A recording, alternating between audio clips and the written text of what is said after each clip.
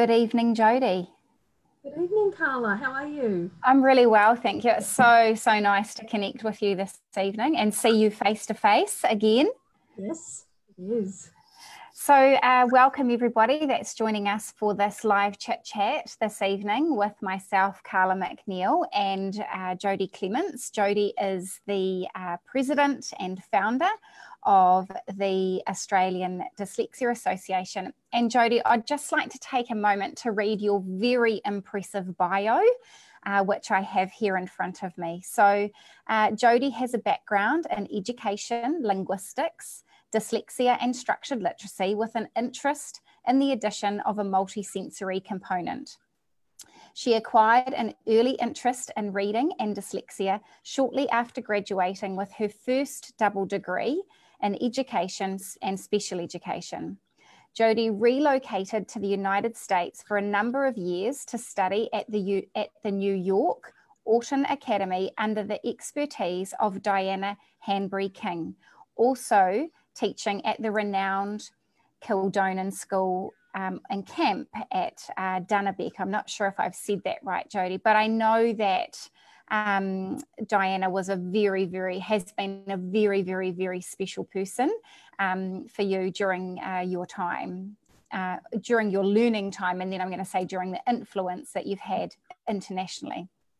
In 2006, upon her return to Australia, Jodi founded the Australian Dyslexia Association, which we call ADA, and the Institute for Multisensory Language Education. Gosh, I hope your chest is puffing out hearing all of this. The ADA partnered with the International Dyslexia Association in 2009, and this partnership continues today.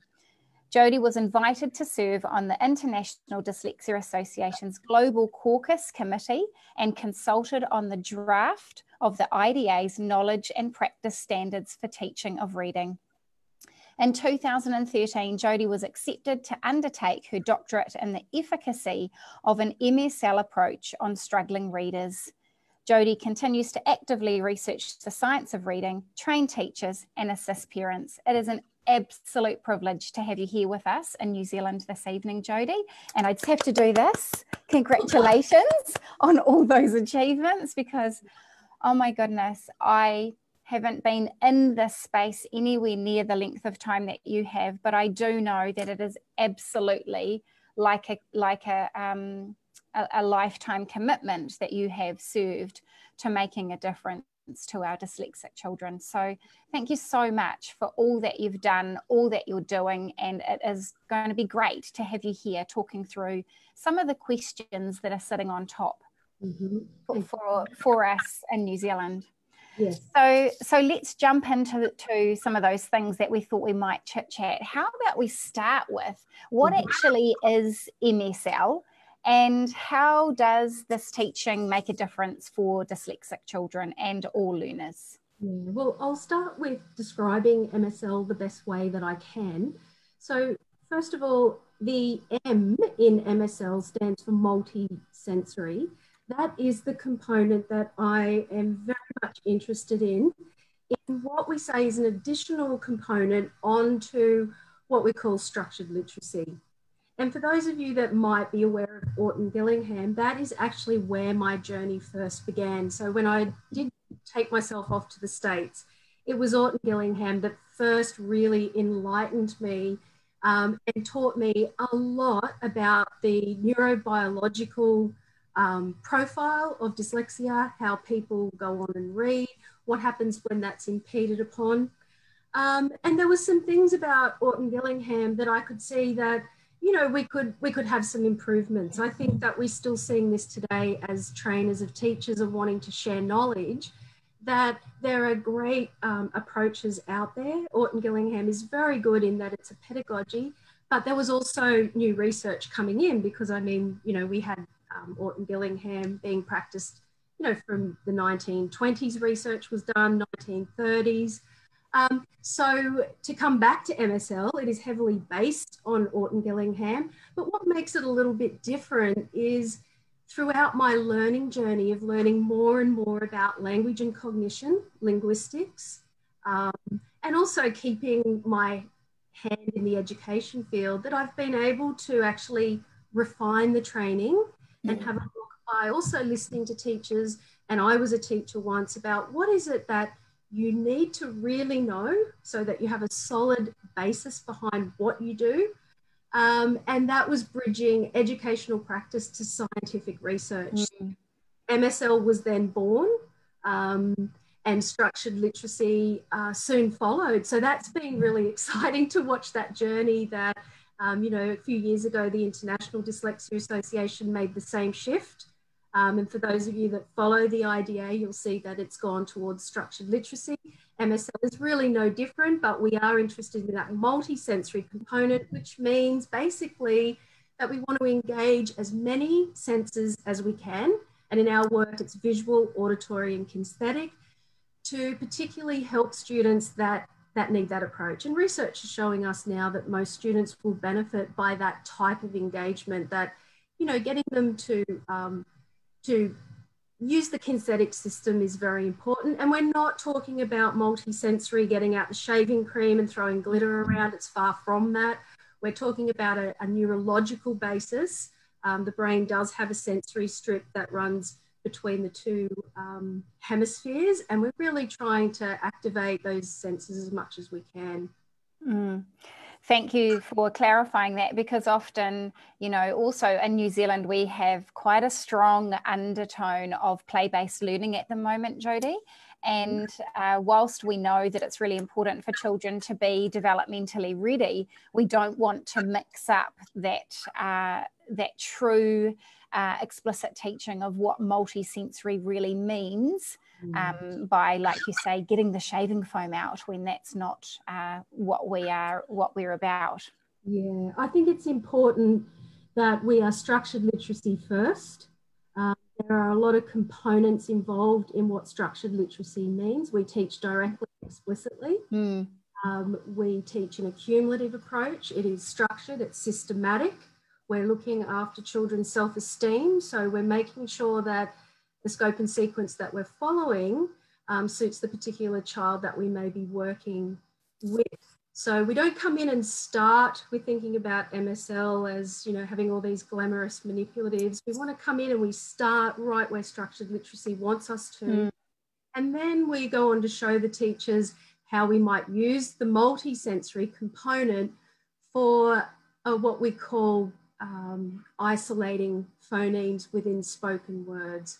And some people in our audience tonight will know clearly what that means, and teachers come to our course and know already what it means to isolate phonemes. If they don't, we love you even more, because we're going to teach you how to isolate phonemes. To be able to use the fingers, which is the kinesthetic system, and give the child a spoken word. So we're working on phonemic awareness orally. Use those fingers to isolate those phonemes. That's what we're talking about when we talk about bringing in a multi-sensory component. It's the kinesthetic.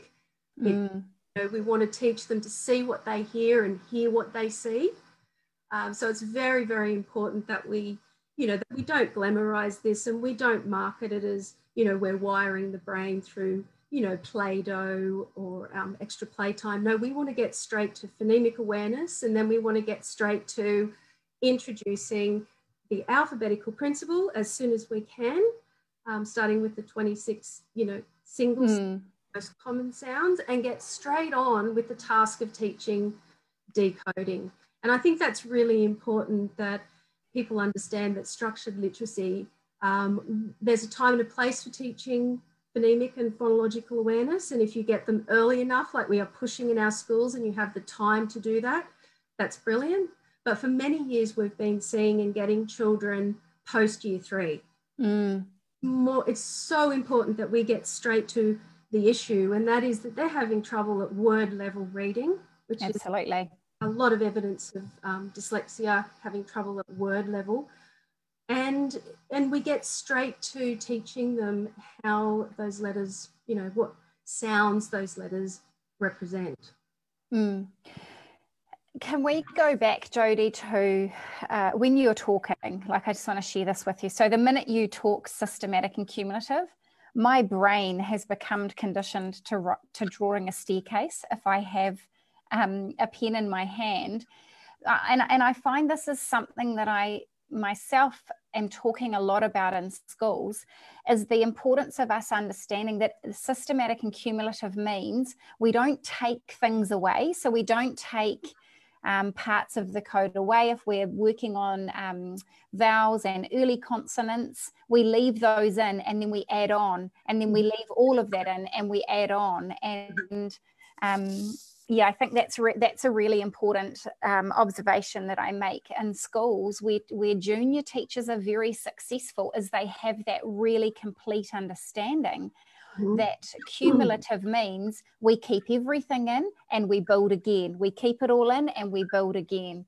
That's right, because what we want to see happening, and of course structured literacy starts with the smallest unit of sound being a phoneme. So when we look at the work of Louise and Motes, we strongly support taking speech to print, which when you look at structured literacy, that's our encoding component, speech to print. And then when you take print to speech, there is your decoding. So I think it's important too that teachers start to see that in structured literacy, we actually teach encoding and decoding within our lesson. So there's no need to go and grab this separate program for teaching reading and this separate program for teaching spelling. That, you know, when you look at a neurological framework, they're actually best taught together when you start to understand the researchers behind what we do. And of course in MSL, we're going to present you with every researcher that supports the course that we present to you. And I think that's really important, because teachers, you know, they've grabbed so much snake oil in the past that they start to not know who to trust. So I think it's important that we show them for each component of what we do, who is the glue behind it. So if we're doing phonological awareness, we've got Marilyn Adams, we've got David Kilpatrick, we've got the work of Erie. We also look at,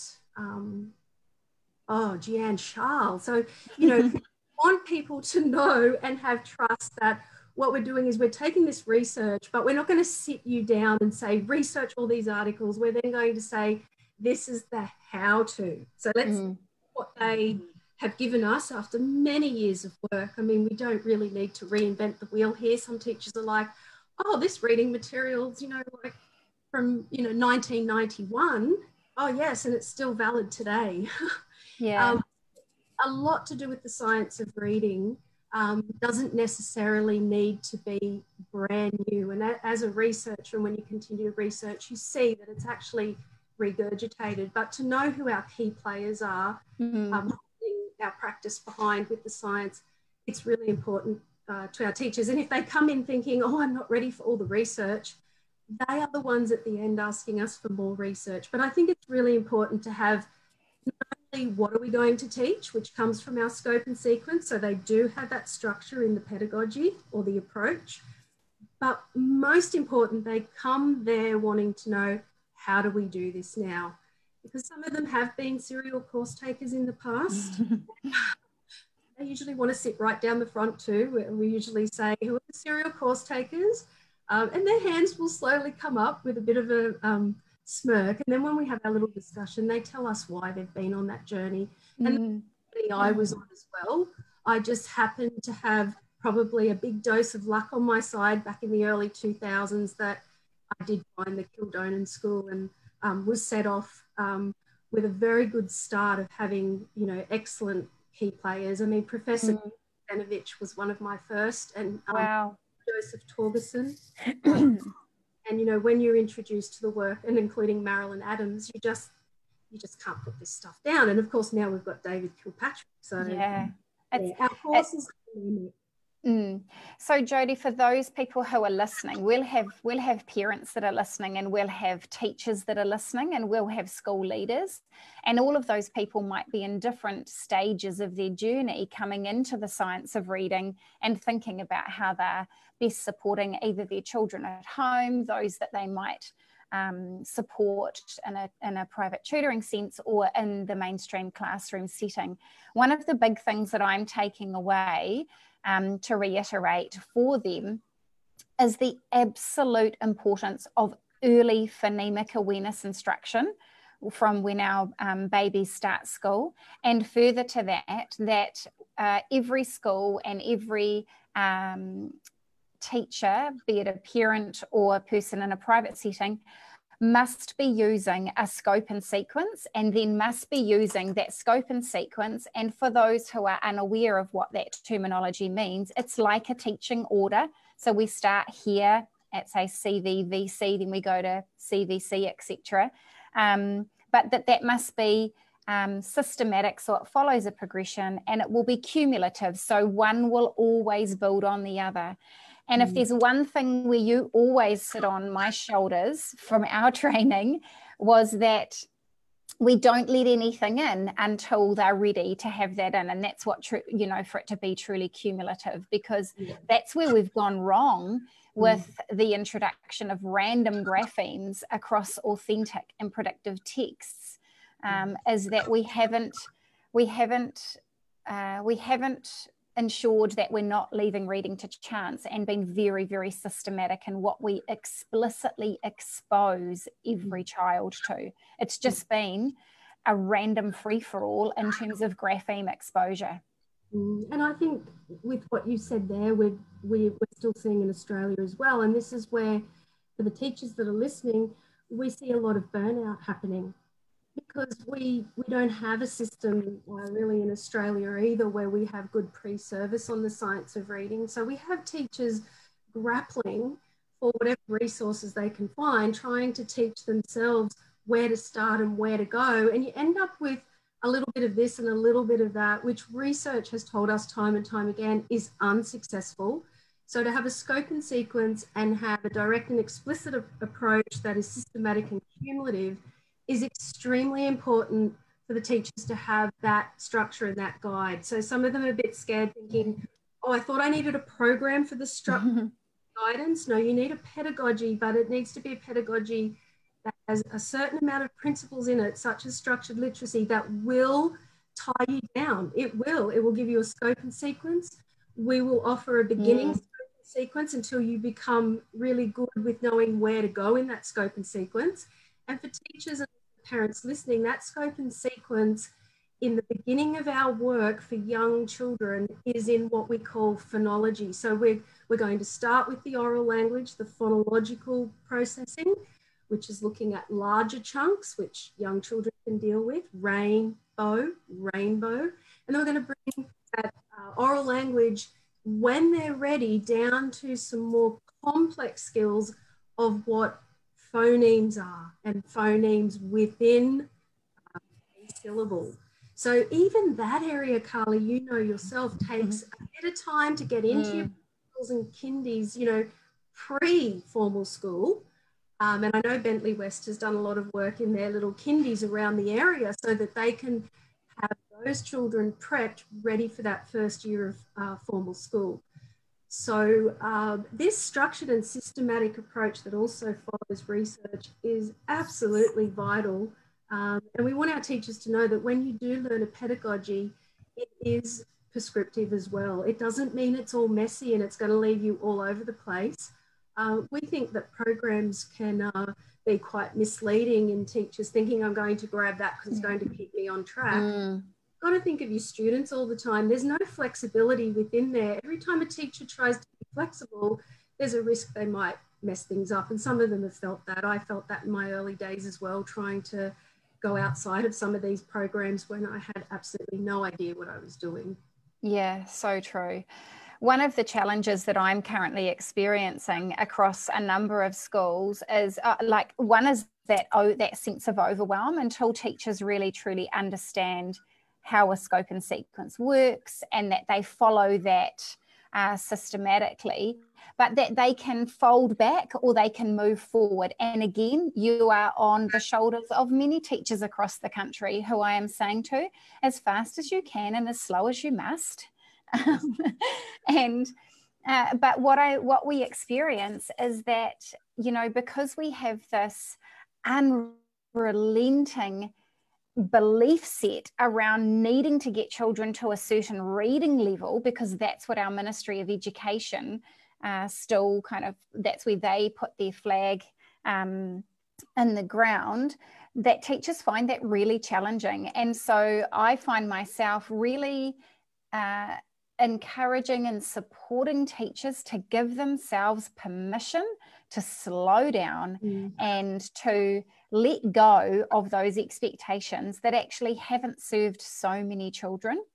And one of the pieces of work that we're doing currently is looking at coming through a scope and sequence, how far through the scope and sequence, what is sufficient code to be then transitioning across to an authentic text, and with what skills do we need those readers to have, and you could say those writers too, Jodi. What are those foundation skills that we need them to have before we throw them in the deep end? Yeah, I think what you just explained too explains a lot about teachers that come to the course with many years of experience. We have a lot up to 25 years of experience. They start to see how our lesson plan unfolds, that they start to see that there's no stone left unturned, that we're going to start, and of course they start to see that, oh, this is making sense to get this in as early as possible. So we always say to them, relax, you need to see the whole thing unfold. And like you were saying, then you work back to where you know the class that you have. But if you had a clean slate of children, for example, and you were lucky enough to, which I have never been lucky or to have kindergarten, but that is a lovely clear slate to watch structured literacy unfold at its premium, at its optimum place, because we're going to cover how you perceive sounds within spoken words. We're going to show the children now how to bring those phonemes, those sounds down to that letter level, and how these scribbles and symbols on the page work together to represent your speech. We're also going to help that pencil grip and how they should sitting, and what's their dominant hand, what's their dominant eye. Let's set you up right now for, you know, optimum writing, as you were talking about, and also formation and directionality. So what we want to do is get in as early as possible with structured literacy, knowing what the prerequisites are, and teach those solidly, teach those as solidly as we can. So now we've got that bottom structure, your foundation of your high rise, if you like. We're saying, Carla, we're going to build upon that foundation. Now, if you don't build upon that foundation based on the science of reading and what we know after 40 years, teachers, you're going to have a really shaky foundation. So as you progress on, going, oh, but meaning's important. Yes, it is. And oh, multi-syllable words are important. Yes, they are. But it's got to be broken down. It's got to be systematic. Otherwise, you're going to get yourself, I always say in courses, you're going to get your knickers in a knot, and you're building for your students that represents their knowledge. It's going to have cracks in those walls. So it's important, because we see teachers year 4, year 5, and they say, our walls are falling down. There's too much that they didn't learn earlier on. So sometimes too, you get this blame occurring where we hear 7 and 8 teachers saying, why didn't they teach this in primary school? Then you hear the primary school teachers saying, this was for K2 knowledge. What I love about structured literacy, we take phonology from kindergarten all the way through, because the current state of Australia and New Zealand, there are lots of gaps to fill. Absolutely. Structured literacy, it's not something just for young children, but when you see it, you can't help sit back and say, this is how we should have started, particularly when we're teaching the prerequisite skills. We're not saying that structured literacy will teach you the big 5 straight away. And as teachers learn what the big 5 is, that, you know, there's more to literacy than just decoding and encoding. But without these particular ground skills, we're not going to lay that strong foundation for what they call the big 5 of literacy. Yeah. So what we're really saying there is that there is such an importance of that laying of the foundation of phonological and phonemic awareness and alphabetic principle. And both you and I will use that term alphabetic principle because we don't favor using the term phonics. And I often say, I personally don't, or professionally don't, use the term phonics because it's been bastardized. And what we want to do is come back to grounding ourselves very heavily in the science. And the science talks about the code and the alphabetic principle. So let's really think about, you know, part of changing mindsets and changing beliefs, we have to change the language that we use to build a new structure ourselves when we've come from an old way of teaching that hasn't served us. Yeah, absolutely. I agree totally. And a lot of the teachers during the training, we will talk about why you're not hearing the word phonics in structured literacy, because it's been replaced with alphabetical principle, because phonics itself means very different things to many teachers and many people in general. And if we leave the word to assumption, I mean, we've already got too many teachers trying to survive by teaching based on assumption. If we don't get this right, if we what we call phonics, alphabetical principle, right, there is a chance to see history repeated by it being messed up. And that's what we don't want to happen. We really, because if you look at the history of the Great Reading Wars, you can see why some of the whole word approach of balanced literacy won over.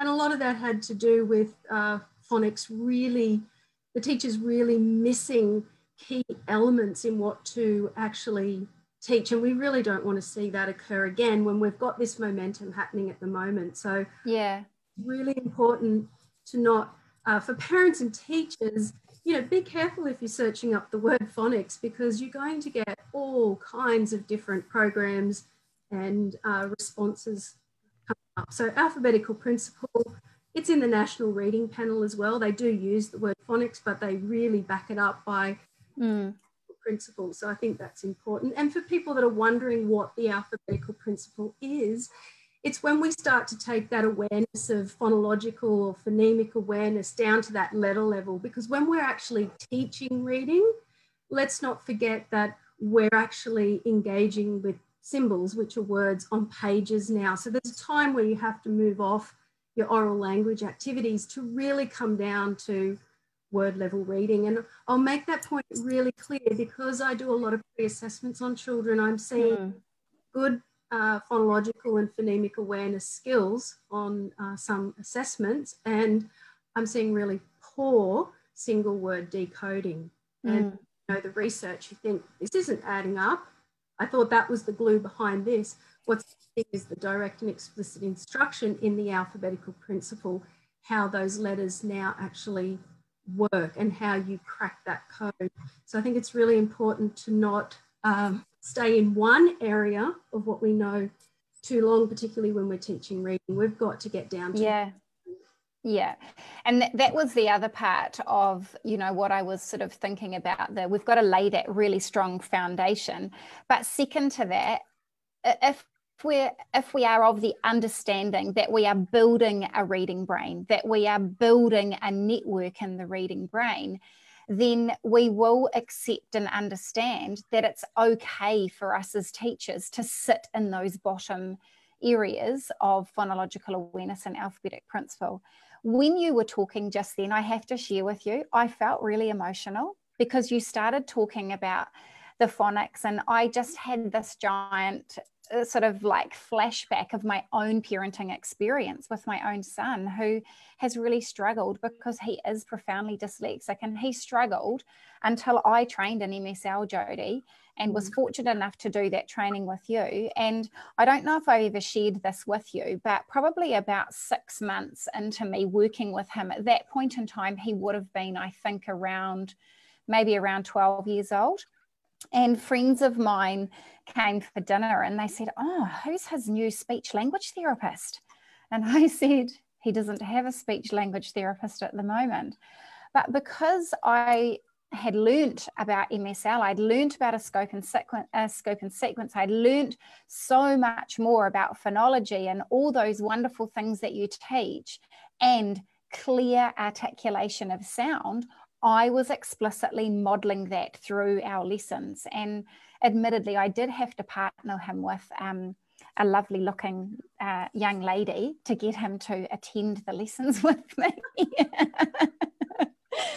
But it made a massive difference to his speech, you know, to the clarity of his speech as well. So anyway, that's just a little aside. But when you talk about single word reading, This is an area myself that I'm finding I'm doing a lot of reading around, and I just wanted to share with everybody who's listening.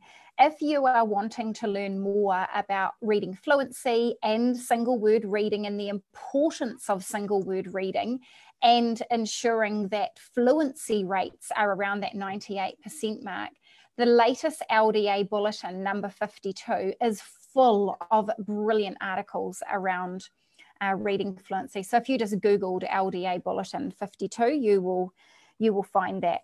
Let's jump now to Jodi. Why is this approach so crucial? You know, it's necessary for all. We know that. We know it's necessary for all. We've all but got our, we've all but, you know, we're pushing really hard to get our Ministry of Education across the line to accept this is necessary for all. They've acknowledged through the Dyslexia Kete that structured literacy is the way forward for our dyslexic children. We know it's necessary for all, crucial for some, in the words of Nancy Young. Why is this so crucial for dyslexic children, Jodi?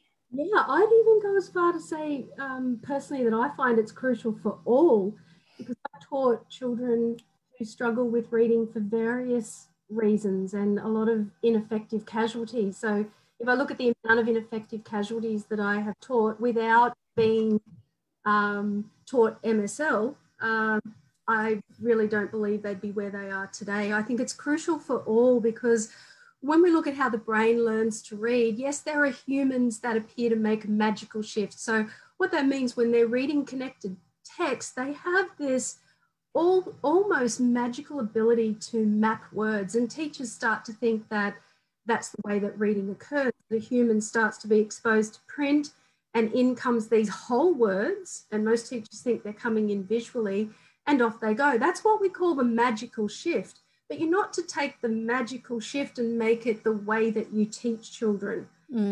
Take that magical shift analogy and you start to teach that way. Then we're starting to look at approaches such as the whole word approach, which was based on that type of analogy. And then we start to see that when we look at the science of reading, you're actually taking something that poor readers do automatically. They guess, they hold on to some words, just like the magical shift. Even if they're dyslexic, there'll be some words that they know, and you think, oh, that one came out accurately and fluently. So it's really important that we take note that we don't teach children using an approach that poor readers with very little help will do anyway. They'll guess at words, they'll then resort to something else bizarre.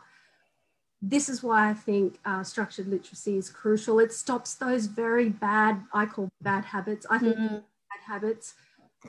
Words don't magically lift off the page and all of a sudden you record them visually. They need to be mapped, and it needs to start with what you've reiterated all the way through our talk, and that is from the bottom up, that we take that smallest unit of sound and we build upon that. You do have to be patient, teachers and parents that are listening, because it's not a fast approach, which is what you can sometimes be sold with balanced literacy, because you see children surviving on, you know, a bit of what we'd say word recognition, and then picture guessing, word guessing. That's the shortfall. By year 3, that's going to really start to fall apart, and they're going to need now to know how to decode. So we don't wait till year 3 when we see these cracks coming out. Parents see it. Oh, they seem to be reading okay, all their PM readers, until year 2, and 3, 4, and 5, it's all fallen apart. Why? Because the crucial part of teaching reading is missing, and that's how to decode. So without decoding, we're going to see a high percentage of students start to have trouble with reading in our system, in our education system. And we're starting to see that now, when 45% are having trouble. Yeah. Missing, and we believe it's decoding, and we see that. But we've got teachers thinking that reading comprehension is the problem. We don't believe it is, judged on statistics of listening comprehension and looking at receptive language. Most humans, are capable of learning oral language, including those with dyslexia. It tends to come to the surface in research that these poor students have never been taught how to decode. And if you have dyslexia and you have an innate difficulty with decoding, then you're in really hot water in this system, let alone if you're a struggling reader that is sort of just trying to keep their head above water. So we think it's crucial for all. There comes a time when you might be reading a medical encyclopedia. This is for anyone's child who may go on and study health sciences. You'll need to know how to decode. There's no way you're going to work out hemoglobin by just staring at that word, hoping that it's going to jump out at you. So we do believe it's crucial for all. Yeah, absolutely.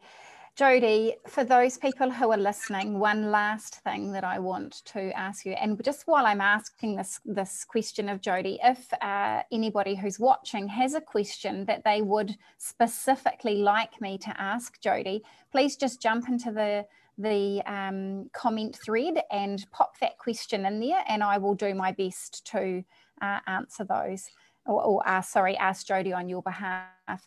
Jodi, for those teachers and parents that are, and this might be two different answers, I don't know, those teachers and parents that are starting out on this journey, they are becoming increasingly aware, maybe one, that their child or students are struggling, and two, they're beginning to understand that guessing is not the way to teach reading, or we don't map whole words.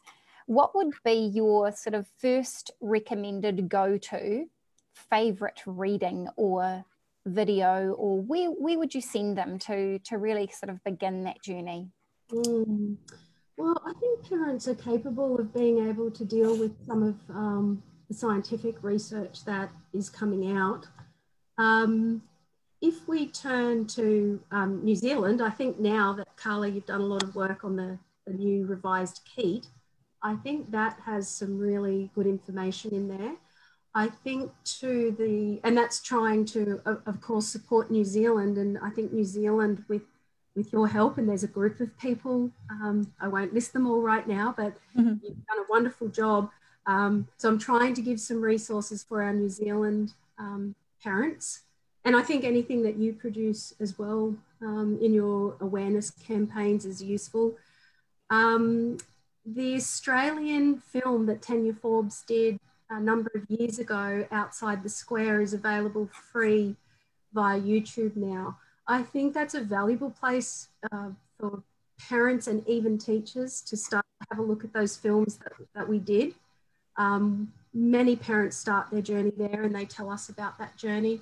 Another website for parents who are very savvy and wanting further research is the 5 for 5 Australian website. I think that has some really good information about what we're talking about tonight, the science of reading and the importance of phonological awareness and alphabetical principle. Absolutely.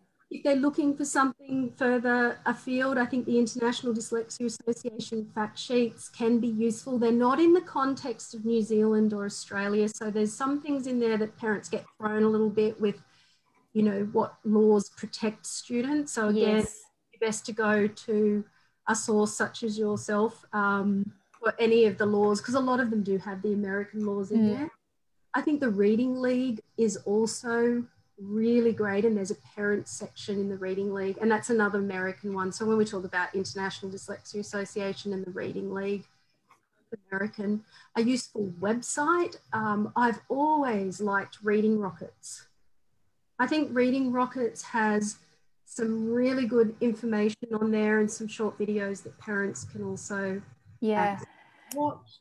And then they have really great blogs too. Really nice, clear, succinct blogs for people who are starting out and wanting to build, even those, Jodi, that are wanting to build some really robust dialogue with their colleagues at school, to take one of those blogs and sit down and read it and then chat about that is possibly really useful as well. Yeah, but I think, you know, I don't want to overwhelm the parents that are listening either, but we do have information that cuts it down nicely for them, and I think 5 for 5 does a great job in assisting parents with that breakdown of information, because it is really overwhelming. It's hard to know who to trust when there's so many glamorous programs and online programs out there. I really, you know, I feel for parents, and I also will come back to, I think that, you know, the solution there's a lot of the solution that lies in the schools, but, you know, it's going to take a while. Here we are in our 15th year of advocating for schools, and we still have a long way to go. So it's important that we have people in private practice that can upskill and help our parents too, because the change in schools in Australia as well as New Zealand, it can't happen in 1 year or 2 years. And like I said, we're at our 15th year this year. I think it's really important at this point, Jodi, that we do acknowledge the number of teachers out there that are really working hard to make this shift, and also acknowledge that none of us were trained in our pre-service education around this. And whilst we understand that parents might find that incredibly frustrating, I always find myself trying to bring that back to a place of respect and integrity, because no teacher goes to school to do a shit job. They go to school to do the very best they can for every student that sits in front of them. And it's a massive task to undertake this change. And we're doing that. You know, I always say to the schools that both Liz and that we're working with, I say, you know, we're at the cutting edge of what's going on here. We can't wait for the ministry. But if the ministry were there or ahead of us, how different that picture would look. But just because they're not doesn't mean that we can wait, because our children deserve this yesterday. That's what and so do our teachers. Yeah. And we learned that lesson, Tanya Forbes and I, right back when we started this journey together, thinking that we could make differences at the top. We don't have the time for this, and I continued at the grassroots level. And so I'm still at the grassroots level, training the teachers that have the principal support, or they go out on a limb and they come on their own and go back and make differences. And we also have 1 to 3 parents per course. And of course, we had the wonderful Sharon Skur last training at Kaya. Am I saying it right? Yeah, Kaya Point North. Yeah. Wonderful things. Now she's doing an amazing job. She's a little pocket rocket, isn't she? She's just so close to finishing her journey of her struggle. Yeah, I'm so proud of how far she's come. It's just so cool. So cool. When parents listen to the teachers that have the initiative to come and take the training, I think they see them in a different light, and they think these teachers are emotional that are sitting here. We've had teachers very emotional about coming to the course because they didn't have the support of the school or anybody else, but there was something driving them.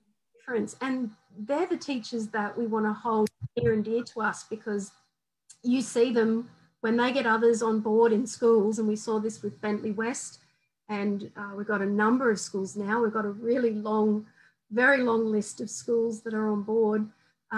Those people rise to the top, and there's of those people in Australia, and we know Sarah Sohn is so you can see that, when they've got some knowledge, and Sarah did come from a good place of knowledge from the UK as well, but they really shift mountains, and that's why we love what we do.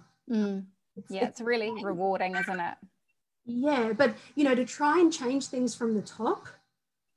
We had Tanya come on the show yet, because it would be really great to have a little chat to her too. Yeah, that's a great idea. Just to do that. Yeah, that there comes a time where you've got to chip away, and you've got to have your advocates at the top, but you're training at the grassroots as well. But to try to do both, it's a very, very big and difficult job. So we have Code Read Network in Australia come on board. So we've got a number of groups and associations in Australia where we have those similar aims, because one organisation alone cannot do everything. That's so true. That's so true. And collaboration is key. Tomorrow night, Jodi, I've got a wee bit of an interesting week this week, because tomorrow night, because of all the media coverage that we've been having as a result of the literacy report that Stuart McNaughton put out, I've got another live forum discussion with 6 leading principals across the country, with Liz and I talking to them about sharing the successes and the challenges of the implementation of structured literacy. So those people that are listening in, you might like to join us again at 7:30 tomorrow night, where we talk to those school leaders about what they're doing, like you say, at that grassroots level, Jodi, to make a difference. Who are the things? Oh, sorry, you go. No, I just wanted to add that yourself and Liz Kane are our Sarah Soames of New Zealand. And sometimes you see this in a course. When I'm running a course, you will see that you can pretty much handpick that in that course, there's going to be some teachers that not only go on and teach others, but they go out on this amazing limb and they advocate and they get their own PDs together and they spread the message. And this one, it's not something that you hold to yourself. But when you train someone and you give them this knowledge, you want that to go as far as possible. And then you realize that it's a lot of work after that. It's a lot of work. You don't want to overwhelm teachers, but you need to start somewhere. So just like we teach the children in a systematic approach, we want to train the teachers the same way. So true, Jodi. Hey, I'd like to add to the little list, and I'll pop these links up on the page for people of the places to go to. But I think another must go to is the Outside the Square video series that I know you feature in a lot. That is just, I think that, you know, now that we can access that on YouTube, it's such a great resource for parents and for teachers. Last question, and it's a really good one. Why is reading recovery, can you tell us why reading recovery doesn't meet the needs of our dyslexic children? Or actually, I'm just going to say, why should we be abolishing reading recovery? Yeah, well, I'm surprised it survived this long, to be honest. I sort of thought when Louisa Moats came over to our side of the world and clearly made it clear that who's ever recovered from reading recovery, that we might have seen the end of it. But no, it's still there and it's still something that schools are grappling onto. And I think it's because they don't have anything to replace it with. In all fairness, I was trained in reading recovery at the University of Newcastle in my pre-service. They just never told us what it was called. It was quite funny to reflect back now. So we had Mari's little book and we had everything that was written by her, but we were never told it was called reading recovery. So I guess they're trying to teach it to us as a pedagogy. There's lots of reasons why it doesn't work. I think for me, one of the main ones is, and you look back at the early days before they started to add bits and pieces on to sell it more to teachers, is that again, it uses what poor readers do naturally who are struggling. You don't take their strategies because they're struggling and teach them as reading strategies. So what we're saying is you don't, when you can't read, when you have trouble reading, you're going to be staring at pictures to try to work out what the words are. You're going to be guessing. You're going to be skipping words and coming back. Well, I think that says it all. What we want is children to be able to read at word level. So they're able to actually have experience in mapping those words. So we definitely want word recognition, which is what reading recovery sold. Reading recovery sold to teachers that you'll get word recognition. You've just got to do a lot of guessing and a lot of reading, a lot of coming back and a lot of looking at pictures before that mapping happens. We know that mapping happens at word level, at letter level. We know it can happen with accuracy and fluency. So this idea that phonics, excuse the term, slows any child down is only if it's done incorrectly. Right, that human will map those words to the best of their ability and they won't have any need to guess or skip and come back and look at the picture. So yeah, and in all fairness, sometimes half our classes are reading recovery teachers. So I let them know I was one of you as well. And we're going to add on to your knowledge now. So it's never, making them feel bad because we think, you've taken that step like I did to come here about the science of reading. And that's a great step. That's awesome. That is an absolutely, what I'm going to say, perfect summation of that I'm going to capture and bottle and distribute across the country, Jodi. Thank you so much for the opportunity to do that. Now, just to change tack slightly, we have a young man in our midst, in our wider midst in New Zealand, who is a dyslexic young man. His name is Noah, and he has he is an entrepreneur. I'm not exactly sure how old Noah is, but I know his mum relatively well. And Noah has a business called Coloured Fish. And he has been in touch with me this evening, and he would like to give away to somebody who has commented in our comment thread a very special canvas bag that he has produced to spread the good word about dyslexia. So I would like to ask you, Jodi, please, to choose a number between 1 and 30. Mm-hmm. And then if you can tell me that number, what I will do is I will trawl through the comments and find who that person is on that number and inform them that they have been really fortunate to win that beautiful, and I'll pop a picture up of the canvas bag. Kate's shared it with me. It is an absolutely stunning piece of work. And Noah does a lot of great work behind the scenes. I know he sends his t-shirts and a whole lot of different bits across the ditch to you guys in Australia too. So no, that is wonderful.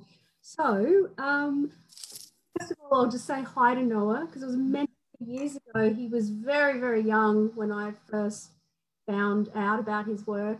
That he sent me a lovely t-shirt that I will never forget, because it was about too small for me, but I squeezed it. It was a lovely navy blue with all the fish swimming one way and the little dyslexic fish swimming the other, and wore it to the conference. I mean, I did everything I could to stretch it, but I was determined to. I've always had a laugh about that. So thank you, Noah. And number 8. Number 8. Awesome. That's fantastic. Jodi, it has been an absolute privilege. I have this kind of feeling, I think you and I could sit on here for hours and hours and hours talking about this great stuff. And I'd like to thank everybody who's joined us this evening. Obviously, this is being recorded. It will sit in the events or videos part of our Facebook page. And I'm hoping that Jodi's wise words will be shared on many different forums throughout social media. And I will also look to pop this to YouTube, Jodi, so I can share it back to you as well for your reference. No, that would be wonderful. And I guess I'd just like all our viewers to know that, you know, the amount of training that I do, my hope is to always ignite a flame within our teachers, because there is so much to go on and learn. And I'm really, I feel privileged to light the flame, both you, Carla, and Liz Kane, because this is what, if every single teacher we trained set off on a journey to do what both done, I think we would override the whole kerfuffle that we're seeing at the moment. So we keep joining in numbers, and we're going to keep joining in advocacy. And I'm really thrilled with where you've got New Zealand going, seeing that it's, you know, land of the reading recovery. So well done. Thank you so much. And you know, we always come back to our MSL training, because that provided us with that platform, that really strong, just like for our students, that gave us that really, really solid foundation for us to then continue our learning from there. So thank you so much, Jodi. It's been an absolute pleasure. And for everybody viewing, thanks so much for your time, and we'll look forward to seeing some of you tomorrow night.